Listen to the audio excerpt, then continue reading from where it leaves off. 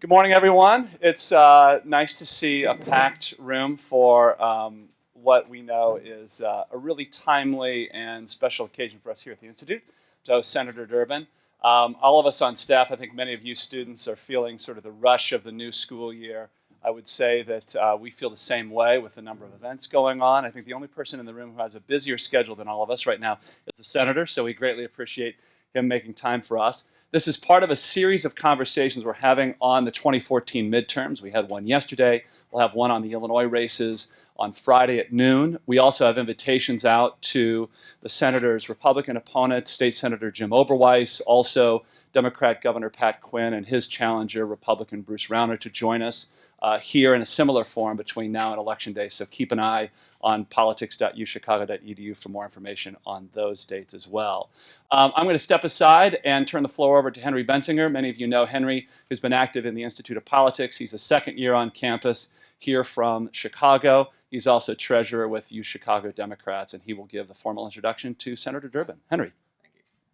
Hello, and thank you all for joining us in this student-only conversation brought to you by the Institute of Politics in partnership with the University of Chicago Democrats. We are glad to have Senator Durbin with us today. Senator Durbin was born in East St. Louis, Illinois. He then graduated Georgetown School of Foreign Service and Georgetown Law. He then went on to represent Illinois' 20th Congressional District from 1983 to 1997. He then represented Illinois as its senator from 1997 till now. Senator Durbin is the Senate Majority Whip in the U.S. Senate. He has been since 2006, which is the second highest ranking position in the Senate Democratic Caucus. He is a leader in immigration reform, student loan reform, and Wall Street regulation. And we are glad to have him here today, and please join me in welcoming him.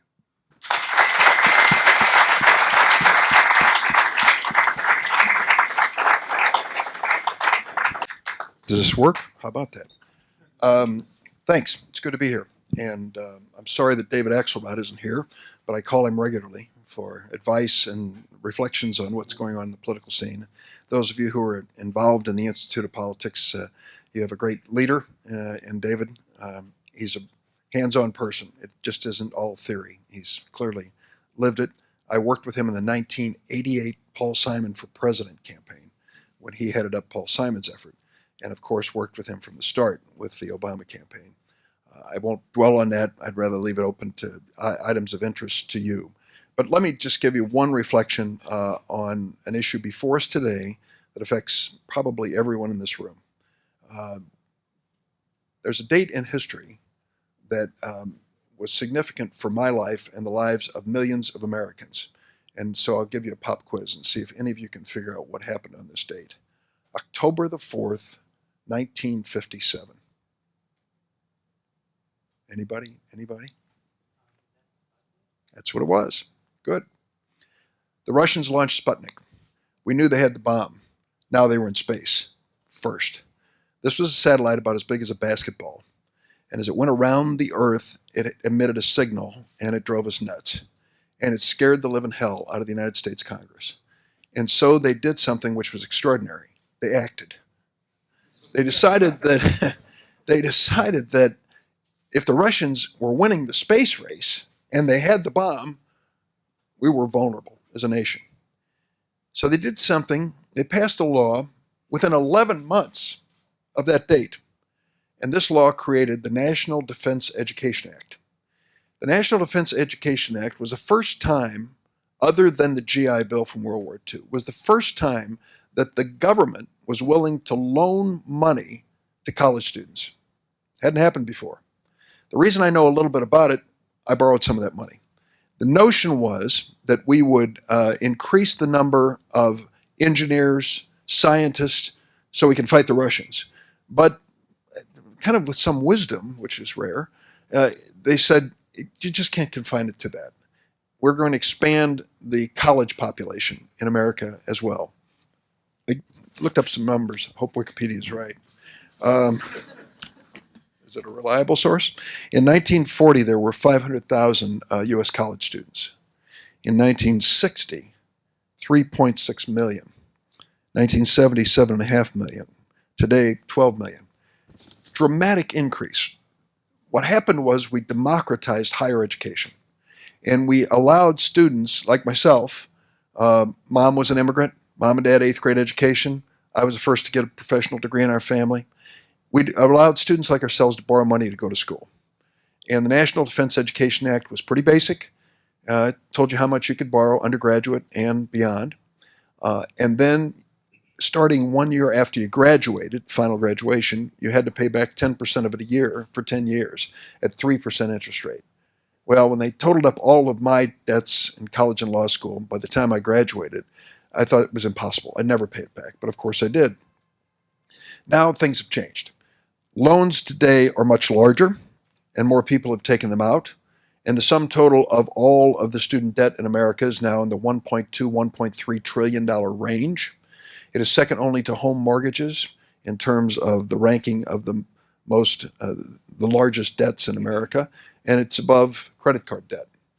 We have 1.7 million people in Illinois who are paying back student loans. And what we've tried to do is to renegotiate the interest rates on those loans. I'm joining Elizabeth Warren in that effort. We want to bring the interest rate on any undergraduate loan down to the current level, which is 3.86. So if a person is current on their loan, whether it's government loan, 86% of them are, private loan, 14%, and you're current on the loan, you can renegotiate it into a government loan at 3.86%. And for those of you who are following this, government loans can be consolidated, government loans can be forgiven, government loans can be limited in terms of how much your actual income you have to pay on them. And that is much a kinder arrangement than private loans. We've offered this bill twice. We needed 5 Republican senators. We only had 3. Corker of Tennessee, Collins of Maine, Murkowski of Alaska. And the reason the others are holding back, even though it's wildly popular, is because there's a pay for. When we calculate future budgets, we anticipate future income and revenue. We anticipated the higher interest rates currently being paid coming back to the federal government. They're making billions of dollars off these loans. So if you reduce the interest rate, reduce the payment, you reduce the payback to the federal government. So we need to set off the difference. And we've decided to do it with the Buffett rule. The Buffett rule, Warren Buffett said, it ain't right that I'm paying a lower income tax rate than my secretary. And he's doing it because his income is unearned. It's largely capital gains. So we establish a basic minimum Buffett rule tax, even if you have unearned income. The difference in the rates for the highest income people finances this renegotiation of student loans. So I think this needs to be done. There's a whole other world I could talk to you about of for-profit colleges and universities. I've got quite a riff on that if you want to get into it. But I think what we need to do is expand the reach of this conversation. Elizabeth Warren was in to campaign for me last week, and we met with a group of students, might have been some students from here, and they said, what can we do? And I basically said to them, you ought to be teaching us. What does it mean to go viral? How do you get a message out on the internet, on Facebook or someplace else, that says, on the Saturday before this election, we want every member of Congress to declare whether they're going to vote to renegotiate student loans? I'll bet you could do that. And I'll bet you could start it here, and you might even start it in this room, and get this out as a national question to be asked of every member of Congress. That's how you motivate members of Congress to take a position. And if they don't answer, it's at their own peril. If they do answer, hold them to it. It's called democracy, participatory democracy, and I recommend you do it. Now the election. It's coming up in just a few days. I think 20 days, as a matter of fact. Will be in the November 4th election. And it's a different election because it's an off-year election. 2 things can be said about off-year elections. They are generally, except with only 2 exceptions, I believe, not kind to the president's party. So the president's party, members of the House and Senate, usually struggle because presidents in the off-year elections are not as popular as they were when they were elected, for a variety of reasons. And we can get into them if you'd like. Secondly, off-year elections have much lower participation. In Illinois, in a presidential year, average vote, 5.1 million out of our roughly 13 million population, 5.1 million vote in a presidential year. In a non-presidential year like this, 3.6 million. The Delta, 1.5 million.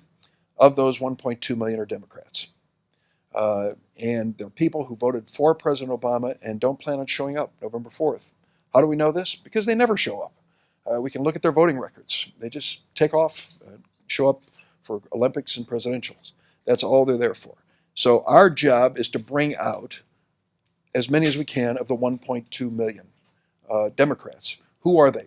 They are African Americans, largest group, Hispanics, women, particularly younger women, and young voters. So our focus has been on these populations to bring them out. There are about 400,000 African American voters in Cook County. Voted for Obama, won't show up unless we find a way to bring them out. So what we have done is to figure out most likely who they are. We take a look at a lot of things in their past voting records, where they live, and we have called out a list of 920,000 of these 1.2 million. We've mailed them. We've mailed them 3 times with applications for vote-by-mail ballots. Now we're chasing them. We're on the phone, we're knocking on doors, we're going after them, trying to get them to send in this application and return the ballot. The results are starting to show up. In downstate counties, I'm from the downstate world, we are seeing at this point in time, remarkably, as many applications for vote-by-mail ballots as we did in a presidential year. That's not usual. And it's an indication that our strategy is working. We've got a lot more to do. In addition, there are ballot questions. We found that there's one issue that resonates with all 4 of those groups: minimum wage. And if you hear politicians talking about it a lot, it's because we find that all of those groups are interested in it. I was lucky because my opponent came out with probably the worst idea of this political campaign. He introduced a bill in the Illinois State Senate that prohibited giving an increase in the minimum wage to anyone under the age of 26. What is he thinking? It basically means if you're going to college and trying to avoid student debt and working for a job, my opponent would keep you in a sub-minimum wage. If you're a single mom trying to raise a kid under the age of 26, you're under the age of 26, you couldn't get an increase in the minimum wage. Returning veterans, no increase in the minimum wage if you're under 26. What is he thinking?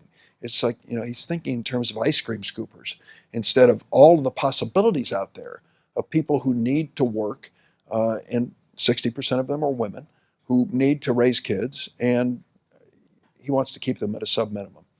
I believe an increase in the minimum wage. The traditional arguments against it, I think, are not proven by history. I believe that the strength of our economy is building from the base, and that means getting more spending power into the hands of workers. If you take that Econ 101 or whatever its equivalent here at this school, I remember it, and the marginal propensity to save of lower income groups is lower. Of course, they're spending that money on food and on utility bills and on clothing and the basics that they need. Goes back in the economy, generates economic activity. So I think that is a plus. So let me stop at this point and open it to any questions that you might have about anything on your mind. Hey, David, how are you? Welcome to the University of Chicago. Thank you. Looks like a nice place. Yeah. How are you? Good. I have to say that I've known Senator Durbin since he took on. I was a young reporter at the Chicago Tribune, and he took on the suicide mission for the Democratic Party to run for lieutenant governor. It was. In 1978. It was an impossible race, and he cheerfully took on that assignment. Had a couple of more setbacks. Oh, now can you hear me? They can hear me anyway. They're young. Their hearing is good. They're good, but the cameraman's a little nervous. Oh, I'm sorry. Anyway, but I'm just here to take your to do what he could do for himself, which is take your questions and direct them to him. So who has questions for Senator Durbin? Yes, sir. Hi, Senator. I'm Steve Nolan. I'm a graduate student here at the Harris School and a voter as well. My question is, since this is the campaign season and you know kind of behind the scenes things that go on at the Senate, in my home state, Texas, I get to hear Ted Cruz say a lot of things. So during like a campaign and stuff, some of the more wild things that people say on the campaign trail, do they really believe that behind the scenes at the Senate, or is that a lot of like posturing for elections? First, before I get into the world of Ted Cruz, let me say a word about Irving Harris, and I hope you get to know who he was. I used to give, still do every once in a while, commencement speeches, and almost always talked about Irving Harris, a man who was a friend of mine, a supporter of mine, an extraordinary business mind, and one of the most giving people I've ever met in my life. The reason that it's the Harris School is because he dedicated so much of his ability, and he had a prodigious intellect, and so much of his time and money to try to find ways to solve social problems. And he made money in advertising and promotion, and was a great, great guy. So I wanted to say a word about Irving before I get into this other world. Yes, I think they do believe it. I really think they do. And it's sometimes it's hard for me to understand it because some of it is just counterintuitive and irrational. But it's just the way they're going to come across and explain things. And it's a different approach. There was a time when people say, Democrats, Republicans, there ain't a dime's worth of difference. Boy, I haven't heard that in a hell of a long time because the differences are so stark. Turn on C-SPAN. If you can't see the difference, you've got, you better check your cable because the difference is there every single day. I'll give you the classic illustration of this was Warren Buffett. Now, Warren was quoting someone else who came up with this original thought, but they asked Warren Buffett, why is a billionaire like you a Democrat? And he said, well, I look at it this way. He said, if God came to you 10 minutes before you were born and said, I'm not going to tell you whether you're black, white, or brown, male or female, able-bodied or disabled, a great intellect or not so great, I'm not going to tell you anything about that. All I'm going to tell you is you get to pick who rules the world you're being born into, Democrat or Republican. He said, easy, Democrat. Because the Democrats believe in opportunity, no matter what's your lot in life. Warren Buffett said, I won the ovarian lottery. I'm a white male in America. But the fact is, a lot of people don't win it. And so that thinking about whether you're on your own in the struggle or whether you're going to get a helping hand, like a student loan, is the difference between the two parties. Thank you for your service, by the way. Yes, sir. I've got a question about the tone of the Senate right before elections. So after August recess, when you guys reconvene, is there like actually any attempts for cooperation, or is it mostly adversarial and just kind of waiting out until the elections to see who comes out on top? Mostly it's a waiting game, but the difference was the Republicans learned a year ago when they shut down the government it wasn't popular. And they didn't want to risk that again. So it meant coming up with a spending bill and getting us through the election without the threat of another government shutdown. I was one of the few people who went to the floor. We were supposed to ignore Ted Cruz, but I went to the floor and engaged him and asked him a few questions.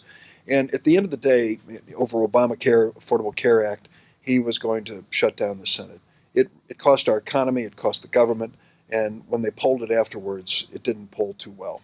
People just don't think kindly of a Congress that goes out of business and puts the government out of business for a period of time. They didn't want to risk that before November 4th. God knows what's going to happen when we face some of these issues after. What about the notion that the Republican Party, given the responsibility of governing both houses, is going to feel a political pressure to try and get something done with the president in order to show that they can govern? They might. I don't know, David. It's hard to try to anticipate the change, but they still have that Tea Party faction in the House. And if Boehner sticks to the so-called Hastert rule, which even Hastert has disavowed, that you need a majority of the majority to move forward, they may not be able to do it. Some of these people are, the Tea Party faction, they're nihilistic. I mean, they're not looking for a conservative answer. Their objective is to turn out the lights. They don't believe in government. They don't want to fund the government, whatever the program may be. And that has really dominated their thinking and strategy. I have a related question, and I was going to add on to yours, and I apologize to you guys for taking up your time, but the Ebola problem coming in the middle of this campaign season has become swept up in the politics, and you hear a lot of people questioning the integrity, competence of the CDC, the NIH, and so on. How do you react to all of that, and what's your level of confidence in how the situation is being handled? It is interesting because it has dramatized a lot of other issues. First, the role and responsibility of government, the role and responsibility of the United States in the world. the need for us to anticipate these challenges, the level of investment we've made in preparing for these challenges. All of those have come forward because we now realize we're one plane ride away from the worst epidemic on earth. There used to be a time when those epidemics and diseases could not survive on a ship across an ocean. Now they have to survive for about 12 hours on a plane, and they're right here in the US of A. So I think this has brought it all forward. It probably has complicated things from our point of view, because we would like to have, I'm sure the president would like to have a period of calm where he can reflect on achievements, particularly economic achievements, but instead it's been Islamic State, Ebola, and this kind of turmoil, churning of issues at a level that he can't control. They're just thrust on him as they're thrust on any president. In terms of the agencies, the NIH is the premier biomedical research agency in the world, bar none. It is a fact, though, and Francis Collins alluded to it yesterday, in the last 10 years, because we have failed to provide a cost of living adjustment to the expenses of the NIH, we have diminished the awarding of grants for medical research by 22%. Now that's not only reduced the likelihood of awarding a grant, used to be 1 out of 3 applications, now 1 out of 6, but it's also dramatically changed the age of researchers. The age of biomedical researchers. 30 years ago, 19% of biomedical researchers were under the age of 36. Now it's 6%. It means that younger researchers don't have confidence that the government's going to continue to invest in biomedical research, and that is disastrous. From the CDC viewpoint, most members of Congress, let alone members of the public, would flunk the test about what they do. They control disease. What does that mean? Well, now we know what they do. Where NIH is doing the basic medical research, they are at the frontline level dealing with the threats of these diseases. I talked to Tom Frieden the other day, who heads up the CDC. I think he's extraordinary. I think he is the best. And we talked about cutting off flights from certain places to the United States. And he said for every complex problem, there is a simple solution that is wrong, and that's one of them. Because he said what we need to do is eradicate Ebola at its source. And to do that, we need people, health workers and professionals moving into these 3 countries. If you close the airports in those 3 countries, travelers would migrate to nearby countries and bring the disease with them, trying to find a way to escape. So he said we've got to focus on that. In the meantime, we are screening passengers coming in. And we're finding some feverish passengers, but usually with malaria, not with Ebola. But we're going to continue that monitoring effort. We should. At least, I think, it may not solve the problem, but at least it addresses it as best we can. Other questions? Yes? We'll take them one at a time. Go ahead. Yeah. Does this election cycle feel any different from ones in the past when people start to talk about Illinois not being so entirely blue with, Rauner putting up a pretty good fight against the governor? It is different. Different in a couple respects. I mentioned our strategy earlier. We're spending a lot more time focusing on the Democratic base vote in this election because there's such a drop-off between the presidential and the non-presidential years. It's been a lot more fun campaigning. It used to be that Democrats focused on the Democratic base in the primary and then headed for the burbs, for the general election. Not so much this time. So it's a little different strategy. And the Illinois Republican Party has been struggling for its future, its identity. It's had some tough times. Brady's loss 4 years ago was kind of a shocker. They thought that they were going to beat Pat Quinn, and they fell 30,000 votes short, if my memory serves me. And they have not had a natural leader emerge in their party. So in comes Mr. Rauner, who has the resources to be a potent force. Now, I will tell you that with one exception, and there's an asterisk next to that, Illinois voters in general don't look kindly on self-funding millionaires. Many have tried, and they spend a lot of money and fall far short of it. It reminds me. I worked for a couple of them, so I can attest to that. I wasn't going to bring that up. I figured I busted myself before you did. Yes. John Corzine, born in Central Illinois, went off to make a lot of money at Goldman and then run for senator in New Jersey. It's estimated that he spent on his election campaign $65 million of his own money. His opponent about $5 million. Corzine told me, and if that campaign would have gone on 7 more days, I would have lost. People were so fed up with me and my ads and the notion that I was spending all this money, there was a backlash. And that usually happens. There's a backlash to self-funding candidates, and it has been the case in Illinois. I can go around the country and point to senatorial races in Connecticut, where a woman with all the money in the world from wrestling fame ends up spending huge amounts of money in 2 successive elections and loses both of them. So having all the money in the world is not always a plus. It can create a backlash. Secondly, Mr. Rauner, as Quinn has a political record, has a business record. And when you bring that amount of money together, there have been a lot of business decisions, some of which can be challenged, and you're seeing that on a regular basis. But they are investing in ways that I've not seen in the past, and I'm not going to presume what the outcome is. I think the gubernatorial race is still very close. Yes, sir. As someone who has been very close with the president since his rise to national prominence, why do you think that he has a friendly fire issue, as Politico coined it, given that Secretary Gates, Secretary Panetta, and Secretary Clinton have all come out publicly and disagreed pretty strongly with a lot of what he's done? Does he have a loyalty issue, or is it more people posturing for 2016? I'd rather he answer that question.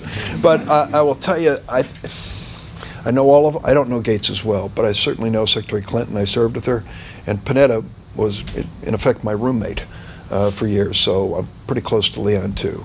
It troubles me that these books, these tell-all books, come out at this point in his presidency. I think I would argue to them privately, and I'd say publicly, I think they should have waited. They may sell more books because of it, but I just don't think that's the right approach. I think if you're going to be publishing that kind of a memoir, it should wait until after the presidency. But they made the decision to go forward and said some things that questioned the president's approach, in the White House. I'm sure that there were others in the meeting who viewed things a lot differently in terms of how it came down. But what about your views, though, specifically, because the specific criticisms, the common criticisms, not of Gates, but of Panetta and Clinton, were about the arming of the Syrian moderate faction back in the day. And my recollection is you weren't enthused about that prospect. How could you be? I mean, this is a situation where there were up to 1,500 militia in Syria. Neighborhoods were establishing militia to protect their neighborhoods. And when we were asked to go in there, the obvious question was, on whose behalf? Who are we fighting? And who's on our side? It just became a free-for-all in terms of conflict and confrontation. So even John McCain, my friend, whom I disagree with on foreign policy regularly, when he was talking about aerial strikes, was overlooking the fact that Syria had one of the best air defenses in the world. They bought it from Russia. We knew it. That's why we weren't sending in certain aerial attacks at that point. And so many of these quick answers, the president knew better, and I think he was right. Getting into that conflict early on was not going to have a good ending. Plus, I would just say this in general terms in the Middle East. I'm just going to stick my nose out here and say that I think starting in 1978, we've seen the beginning of a long-term war in the Middle East. Deposing the Shah of Iran was the beginning, the commencement of the emergence of Islam in a way we had not seen it in modern times. And that has been playing itself out in a variety of different ways ever since. In the Middle East conflicts in Iraq and other neighboring countries, in Northern Africa, Arab Spring, all of these things reflect an emergence of ancient rivalries and a demolition of boundaries drawn by colonial empires like Britain and France. And I think what the president has done now is thoughtful. He has said, if there's going to be stability in this region, we will be part of it, but we are not going to lead it. It isn't going to be the U.S. paying for everything, supplying the troops. We are going to say to the Iraqis, are you willing to fight for Iraq? And if you are, we'll support you. We're going to say to other countries in the coalition, Arab and Muslims included, definitely included, step up. Show us what you'll put in, in terms of aerial support, in terms of resources, and then we will help. That, to me, is the only long-term viable response. We tried going it alone in Iraq. I voted against that. 23 of us did. We tried going it alone in Iraq, and what did we learn? The best military in the world, the bravest men and women in uniform in the world, faced roadside bombs and suicide terrorists, which forced us to lose 4,476 of our best, and 30,000 came home seriously injured, add $1 trillion to the national debt, and still leave unresolved the question of the future of that nation. And I think the president's being more careful, and I hope future presidents will too. Thank you so much for joining us today, Senator Durbin, and also thank you for your service, and thank you for helping me start my interest in politics and interning you after my freshman year. Great. So my question for you is, as a member in the leadership, when you're looking at a very contested Senate races all across the country, how do you prepare for a worst-case scenario when the Republicans, and if the Republicans take the Senate? Well, There may be some people here who don't think that's the worst case scenario. I hope it doesn't happen, but we're clearly vulnerable. We have too many seats in play. It's just the luck of the draw. Coincidentally, 2 years from now, they have too many seats in play. So this is costing a fortune. This election campaign, post-Citizens United, is involving hundreds of millions of dollars. And now all bets are off in terms of sources. Secret, disclosed sources, super PACs, corporations, Sheldon Adelson, you name it, they're all in. And I don't like that. I don't think that's a good development, but that's a reality of it all. I would say I hope we end up with the majority so we can help the president, and I hope we can work with Republicans to come up with 60 votes when needed to move some issues forward. A lot of my Republican friends are hopeful of the same thing. They want to be in the majority, but they want it to come up with some bipartisan solutions.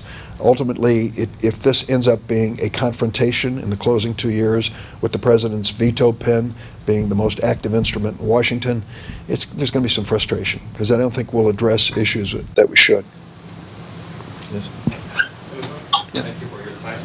What are the options of actually passing the reforms on immigration laws before, after and before the election? Not likely. And I would say that not likely this year. So 8 of us got together and wrote the bill. 4 Democrats, 4 Republicans. Schumer, Durbin, Menendez, and Bennett on the Democratic side. McCain, Lindsey Graham, Marco Rubio, and Jeff Flake on the Republican side. We spent 6 months. We wrote the bill, brought it to the floor. It was endorsed by the Chamber of Commerce and the AFL-CIO and Grover Norquist and every religious group in America. They loved us. Everybody loved us. We got 68 votes in the Senate, and it's sat in the House of Representatives since. They've never called it, refused to call any part of it. Why? Why are they making that calculation? It comes down to how you draw congressional districts. The president's carried Virginia twice, which was amazing when you think about Virginia before then. I don't know how far back. 1964. Yeah. So he carried it twice. While he was carrying Virginia in this last election cycle, the Republicans were taking control of the congressional delegation in Virginia by a factor of 2 to 1, while he was carrying the state. So now the Republicans who have their own maps for their own districts have basically said, why do I have to vote for immigration? Obama wants that. I ran against him and I won in my district. And the people down there, the conservative Republicans, don't like it much. So they're pushing back against it. And that's why Boehner won't call it. There are enough of his Republicans who don't want to take the risk. The problem is that is an interesting congressional analysis. It is I think, a deadly presidential analysis. If you look at the course of history, rare, if ever, that an anti-immigrant party survives or has a future. If you take a look, you'll remember the numbers better than I will, David. If you take a look at the last election campaign, the group with the highest percentage vote in favor of the president would be African Americans. Third highest percentage group, Hispanics. Second highest, Asians. Asian Americans? Wait a minute. Why? They heard what Romney was saying about self-deporting. They listened to what the Republicans were saying about immigration, and they thought, it isn't just Hispanics, it's us. They don't like us. And if you look at the course of history in this country, immigrant groups have always played a major role, and allegiances are determined by factors that may not look that profound. Remember that Jackie Robinson was a Republican. Remember that Dr. Martin Luther King's father was a Republican. Why? It was Lincoln's party, for goodness sake. They were Republicans and proud of it. But then in the 1960s, Goldwater runs for president and says, I'm against the Civil Rights Act. And even though Republicans played a key role in the passage of civil rights legislation, the Democrats start emerging through FDR all the way through the 60s as the party for African Americans, and they become identified with our party. So I would just say, I'm not giving advice to Republicans, you're not thinking clearly here. If you are writing off Hispanic votes, Asian American votes, and immigrants in general, it doesn't give much hope for your future So at the presidential in the same level. history that you recount, the South was a solidly Democratic region before the Civil Rights Act and became a solidly Republican right. region, and that's where a lot of the resistance to the immigration bill is today. Let me ask you a question about immigration. The President deferred executive action until after the election. If the Republicans take the Senate, would you advise him to move forward on taking executive action? And what reaction do you anticipate from the Republican Party if he does? I want the president to use every legal authority he has to solve these problems, because the Republicans refuse to. They will not even call the bill to debate any aspect of it. He has given them a year and a half or more to do it. There are problems that need to be addressed. I wrote him a letter a couple of years before he made the final decision, encouraging that he defer deportation on Dreamers. I introduced the DREAM Act 13 years ago, and I sensed that both parties supported it. We couldn't get it passed, and I asked him by executive order to defer deportation.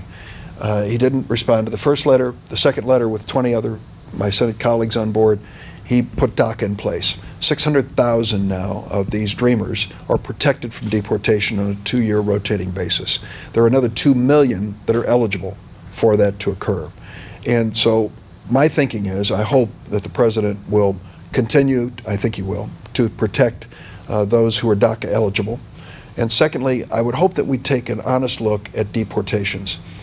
I go to Broadview, which is a suburb out here, to a transfer facility on Friday mornings where there's a vigil that is put on by 2 aging Catholic nuns who test my Catholic memory by praying the rosary and seeing if I remember the mysteries, which probably wouldn't mean anything to anyone who isn't Catholic.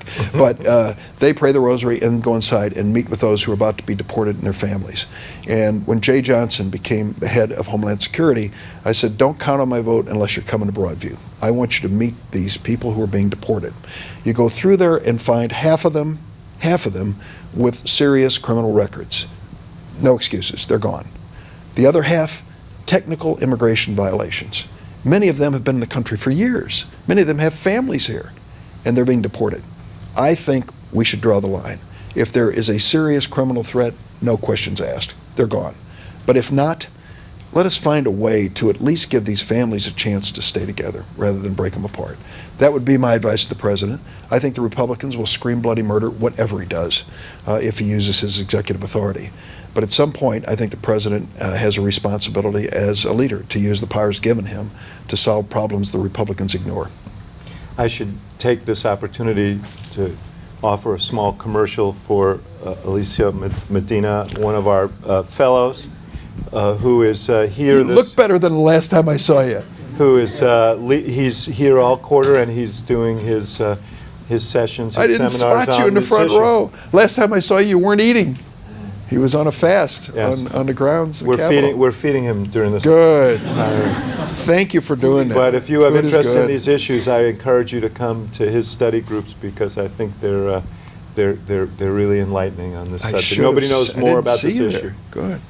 Good to see you again. Other questions? Yes. Hi, thank you for coming to speak with us today. I was talking with my dad recently, and he said that he's following the Senate campaign, but he's sick and tired of these attack ads. He said, I think this is the reason why so many people don't show up to vote. What do you think, and do you think there's a relationship between attack ads and the kind of harshness of campaigns and voter turnout? You're from Georgia, right? I am. Yes. Yeah. Right. Well, David's only faced this question 1,000 times about when you would produce a contrast ad, as we in polite company we say, or a negative ad. And what I've generally found is this: I don't like to run them, and I ran all positive ads for several weeks here about veterans' family that we'd helped, and about student loans, and about keeping jobs in America. And then my opponent put in $1 million of his own money and went on the attack this last week. Once that's happened, you're a fool to stand by and say, I'm sure that won't hurt. You really have to create an answer, a response to those. I wish that were not the case, but if you're being pummeled and punched, you've got to swing back. Those who don't often end up in second place when it's all over. In terms of the tenor of the election, I couldn't disagree with your father. I introduced 6 or 8 years ago a public financing bill. It's the only public financing bill in the Senate, and I had an early co-sponsor, Orlin Specter, a Republican from Pennsylvania, who then was threatened by the Tea Party, Club for Growth, in his primary, switched parties, and lost in the Democratic primary in Pennsylvania, then passed away. He was the only Republican who would join me in public financing. The notion behind public financing is to change the whole ball game, and basically to shorten the election campaigns. And there would be fewer opportunities to just run negative ads. There'd be more debates, shorter campaigns, and certainly less outside money if those volunteer to get into that public financing approach. Otherwise, I just think we're doomed politically. I think what the Supreme Court has done is set us on a course that is going to continue to escalate the expenditures on this. My fear is that there'll come a moment when mere mortals will not even consider running for office, saying, how in the world could I get in a race where I have to raise and spend $2 million to be elected to Congress, which is not out of the question. What do you think the 10th will be? How much do you think they'll spend up on the 10th? Well, I bet you between them they'll spend between 8 and 10, maybe more. 8 and 10 million on a 2-year election for a congressional seat. When I ran 30 plus years ago, ours was the most expensive race in the nation, and each of us raised $800,000. So that just tells you, you're now up a factor of 10, and I don't think there's any end in sight.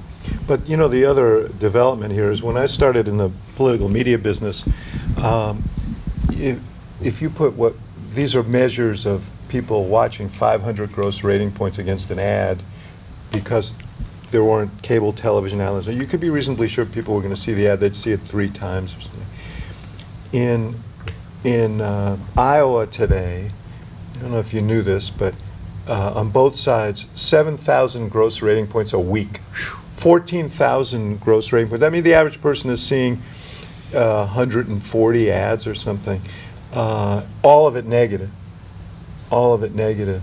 So it's hard to imagine that this doesn't add to this sense of jaundice about government and politics. When Tom Daschle was running for re-election up in South Dakota against John Thune, my wife and I went up to go door to door to help him in the closing weekend. At that point, they had purchased all of the electronic media. It was all purchased. And so they were buying dueling full-page ads in the newspaper. That's all you could do. And so I went door to door, and it was... Maybe we should explain what a newspaper is. I went door to door wearing a windbreaker with a Daschle sticker on, and I had a lady's address, and I went up and knocked on the door, and she opened the door, but basically the storm door was still closed. And she looked at me and she said, if you say one word, if you leave one piece of literature, if you leave anything here, or if I get another phone call, I promise you I'll never vote for him. Turned around and walked away. People were completely exhausted, and it had gone on for months. So you can imagine in Iowa, if the average voter is seeing 2 ads 70 times a week. 70 times, go figure, 10 times a day, and that's the reality. Other questions? Yes. Hi, thank you for being here. You mentioned part of the problem with immigration and other policy issues is the districts being so heavily swinging one way or the other, not very many competitive districts.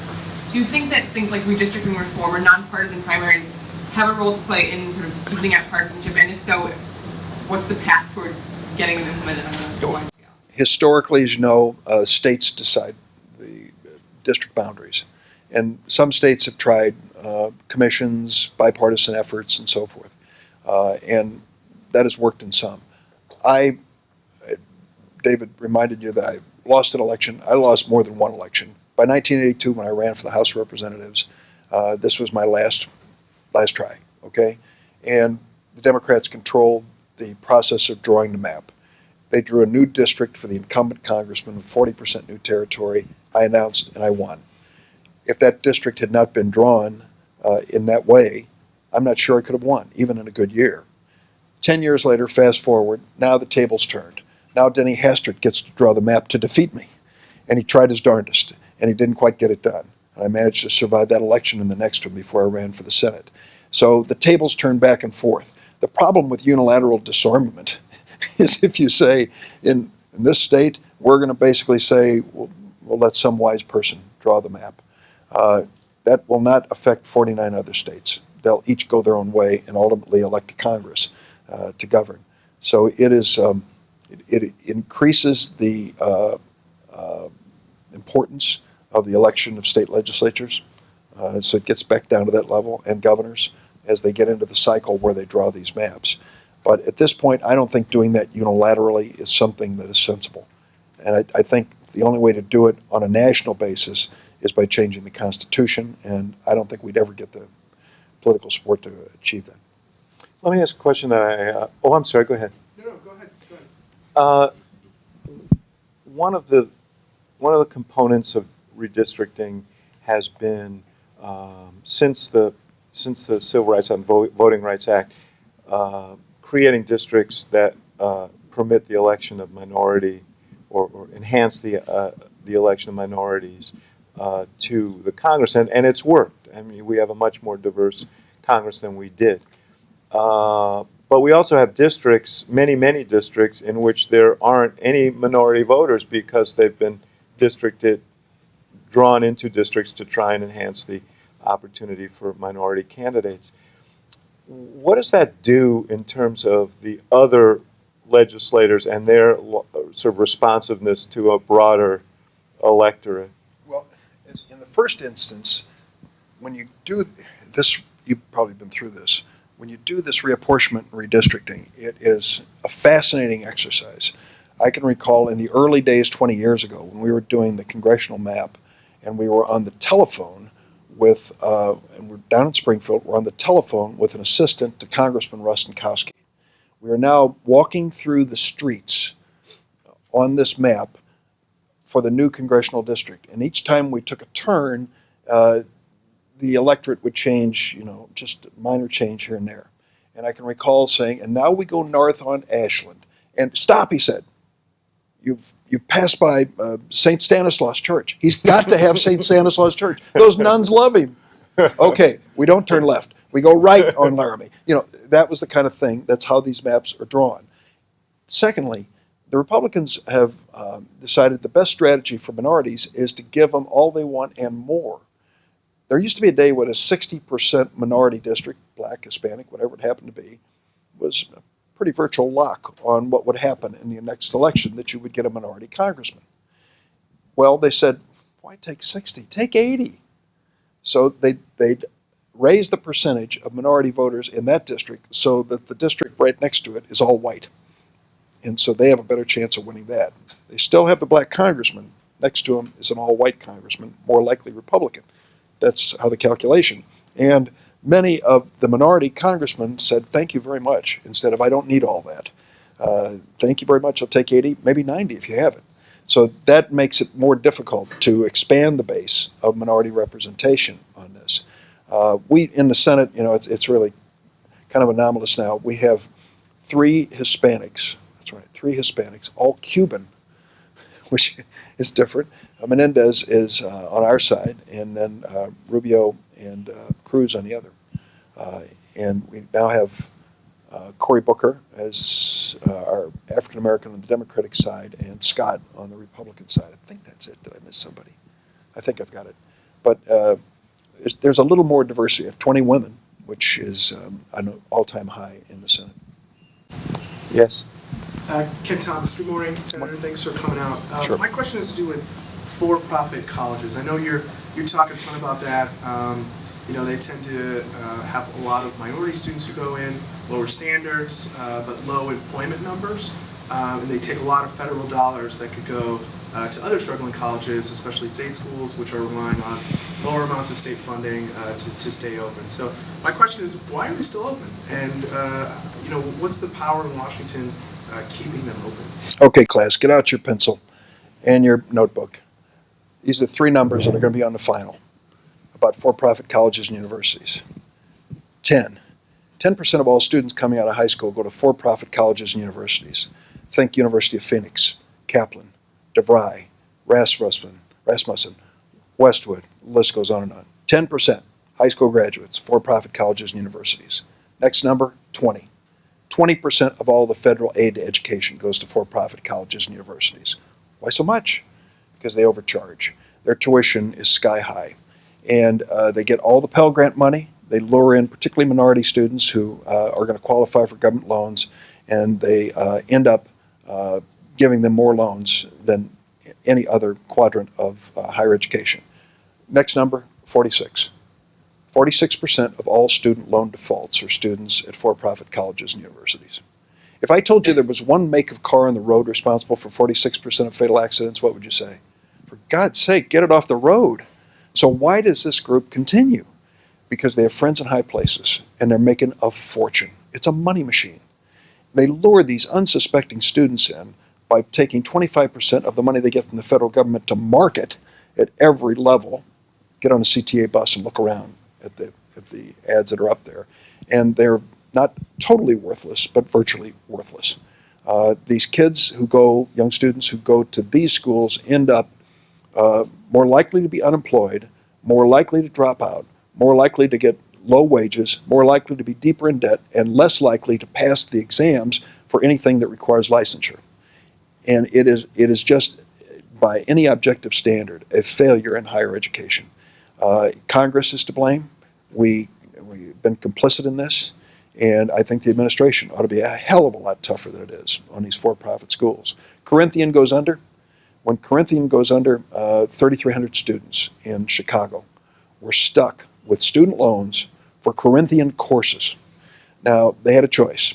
They could stay in the for-profit world and try to finish their education and keep their loans, or they could dump all their for-profit hours and go into the other world of community colleges and regular universities, which the latter I would recommend heartily. When I went after this at the lowest level, I've been raising hell about this for a long time, a real bully. When I went this at the lowest level, I got pushback from Republicans in the House. We are not touching for-profit schools. Yes. Last one. Oh, okay. Last question. Thank you. So on the topic of corporate emergence, can you just talk about your experiences 10 or 11 years ago with the American Jobs Creation Act, just the events leading up to it, the first regulations on inversions, and especially on the topic of earning strippings, how there was similar legislation introduced 10, 11 years ago, the same legislation being introduced today. Can you kind of compare your experiences and talk about how it's going to play out maybe in the next year or so in tax reform? What was a rarity 10 years ago is now becoming too commonplace. About 50 corporations have now inverted. What it means is that they have nominally moved their headquarters from the United States to a foreign country. And they've done it using a vehicle of foreign acquisition. Walgreens. Walgreens acquires Alliance Boots, a retailer in Europe. And now they were preparing to move their corporate headquarters from Deerfield, Illinois to somewhere in Europe. And Greg Wasson, the CEO, calls and says, you know, we got a lot of investment bankers who are watching every move and demanding that we have increases in stock prices. And if we can reduce our U.S. tax burden, we're going to end up, having a higher stock price. I said, but what impact do you think this is going to have on your business? You've got 8,000 pharmacies in this country, 600 in the state of Illinois. People kind of think you're America's pharmacy, and now you're leaving? What's that all about? Well, we're debating it. And I found as I went around, as I was making some comments about this, more and more people would come up to me and say, I'll just never go in their store again if they leave. So when it comes down to consumer level, then there's a pushback from consumers that I think could have hurt Walgreens. They made the right decision to stay. Now Burger King's going through the same thing.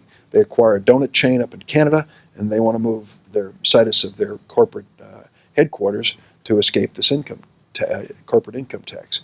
So what we found is, well, the 20% rule that we used to think, if they had 20% of foreign ownership, isn't adequate any longer. We've got to revisit this, and I hope we do as part of tax reform. They're using this to not just avoid taxing, but also to move as much of their profit overseas so it's not subject to U.S. taxes, and not face repatriation of overseas profits that would also be subject to U.S. taxes. And so the debate over tax reform is going to be an interesting one. I think I would go the other direction. I think we ought to have incentives in the tax code for companies to stay, to put their headquarters in this country, to have workers in this country, to pay a decent wage in this country, and decent benefits. That, I think, should deserve a tax credit as opposed to giving some reward for companies that leave. Do you think the tax rate, 35%, is too high? 35% is nominally the highest rate in the world, but what it turns out, the effective rate's 25%, and when you get to the Fortune 500, it's 10 or 15%. GE would pay zero, Boeing some years zero. And when we looked at Abbott was a company that split up into AbbVie and Hospira. Abbott was complaining about taxes. Their tax rate was 5% when they ended up deciding to split up their company. And so if we're going to play to the lowest corporate income tax rate, Ireland's 12, Cayman Islands 0.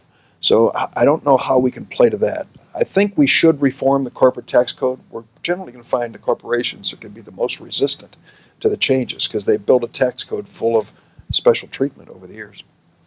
So I have to maintain my scrupulous nonpartisan role here I hope you will. as director of the Institute of Politics, but I still have to confess to being a very admiring friend of Senator Durbin, and regardless of his views and whether you agree with him or not, he's someone who's devoted his life to public service.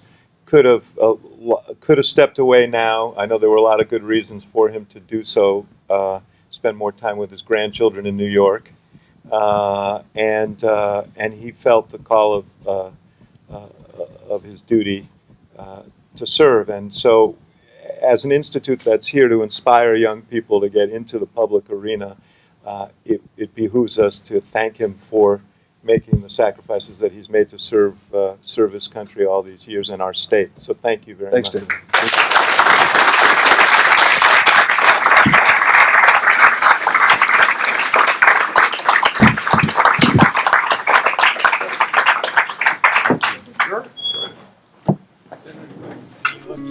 Sure.